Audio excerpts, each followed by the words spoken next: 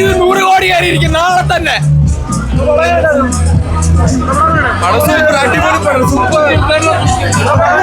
പടക്കെട്ടിലും പടം സൂപ്പർ.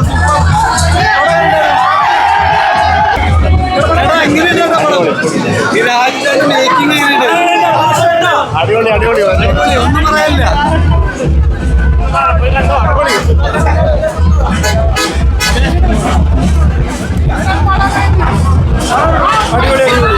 അടിപൊളി പടം.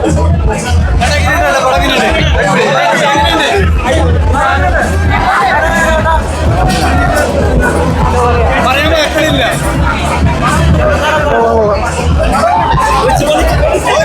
അടിപൊളി എന്ന് പറഞ്ഞാൽ അടിപൊളി അടിപൊളി. ലോകം കണ്ടില്ലെങ്കിൽ എപ്പുരാൻ കണ്ടാൽ മതി, വേറെ ഒന്നും കണ്ടാ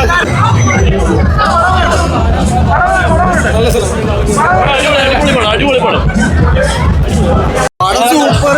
ഒരു ഹോളിവുഡ് മൂവി കണ്ട്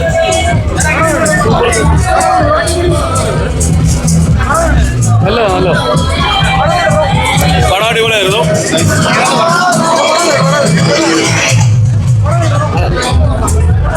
അടിപൊളി പടം അടിപൊളി.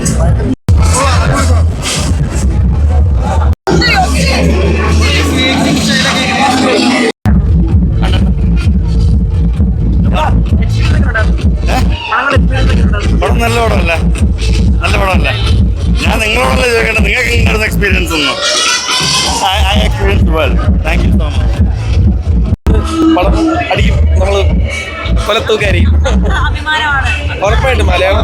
മലയാള ഇൻഡസ്ട്രിക്കും മലയാളി ഓഡിയൻസ് എല്ലാവർക്കും നമ്മുടെ ഒരു വലിയ ഡ്രീം അല്ലേ അത്. അടിപൊളിയായി. കണ്ടിട്ടില്ല, കാണാൻ പോകണുള്ളൂ.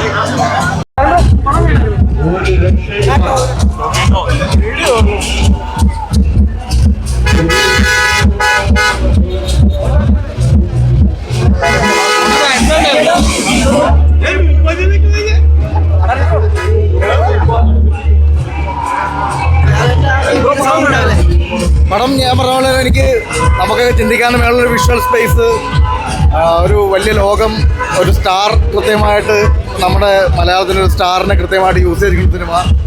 ഒരു ഭയങ്കര fan boy moment. Thank you thank you thank you.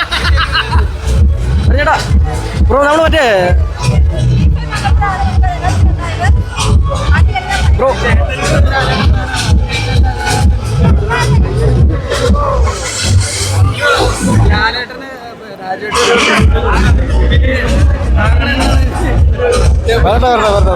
നമുക്ക് എല്ലാ പരിപാടികളും ഫാമിലി മാൻ കണ്ടെന്ന് തോന്നി. പൃഥ്വിരാജ് ഡയറക്ഷനിൽ വീണ്ടും.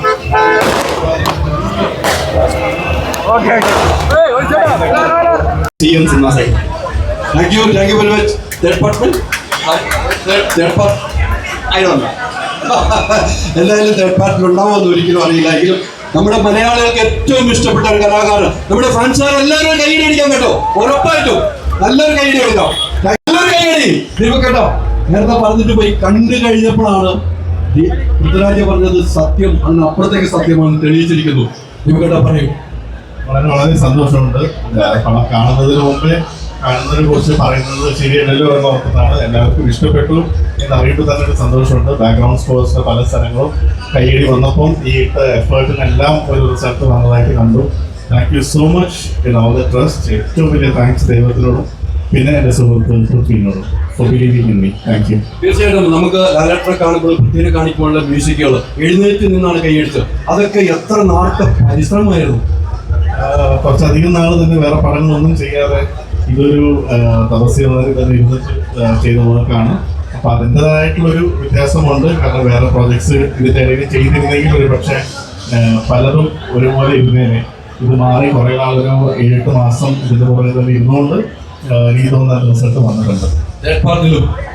ഉറപ്പായിട്ടും അവിടെ വെച്ച് നിർത്തിയിരിക്കുകയാണ് മ്യൂസിക്. അതെ അതെ അതെ. തേർഡ് പാർട്ടിൻ്റെ കഥയൊക്കെ ആയി വരുന്നതേ ഉള്ളൂ. ബാക്കി കാര്യങ്ങൾ അതിൻ്റെ തേർഡ് പാർട്ടി പിടിക്കുന്ന ആൾക്കാർ തന്നെ പറഞ്ഞിട്ട് അറിയുന്നതാണ് നല്ലത്. ഒത്തിരി സന്തോഷം കേട്ടോ, ഒത്തിരി സന്തോഷം. മലയാളികൾക്ക് നല്ലൊരു കാര്യത്തിൽ യാതൊരു സംശയമില്ല. അത്രമാത്രം ആളുകൾ ഇഷ്ടപ്പെട്ട ഒരു സിനിമ, ലോകത്തുള്ള എല്ലാ മലയാളികളും ഇരു കൈ നീട്ടി സ്വീകരിച്ച ഒരു സിനിമയാണ്. നമുക്കറിയാം ഈ തിയേറ്ററിൽ കവിതയിൽ 7 ഷോയാണ് എന്നുള്ളത്. 6 ഷോ ആയിരുന്നു, അത് 7 ഷോയിലേക്ക് മാറ്റിയിരിക്കുന്നു. കേരളത്തിലെ എല്ലാ തിയേറ്ററിലും 7 ഷോയിലേക്ക് എത്തിയിരിക്കുന്ന സന്തോഷകരമായ വാർത്ത കൂടിയുണ്ട്. 5000 സ്ക്രീനുകളാണ് ആദ്യ ദിവസം തന്നെ ഈ കേരളത്തിൽ മാത്രം 5000 ഷോയാണ് ഇവിടെ നൽകാൻ തീരുമാനിച്ചിരിക്കുന്നത്.